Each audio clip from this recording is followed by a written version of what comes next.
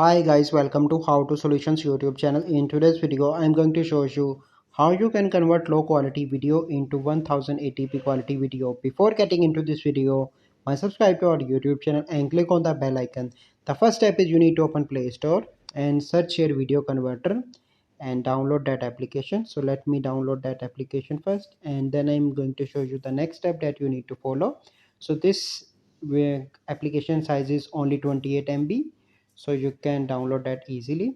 Okay, so now you can see that it is installing, and once it is installed, let me show you how you can convert. Okay, then you need to click on open, so you can see that allow, and then you need to click on video converter and select a random video here from here. So I'm going to select this video.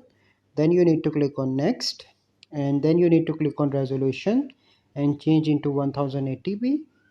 Okay, and here in the bottom you will find the option of convert. Click on that option, and here you can change the output name, and once you change that, you simply need to click on start now, and here you can see that now it is converting, and you can see that my video is converted into 1080p quality. So this is a process by which you can convert low quality video into high quality video on Android. I hope you find this video helpful. If you find this video helpful, must like this video, subscribe to our YouTube channel for future videos. We'll see you in the next video.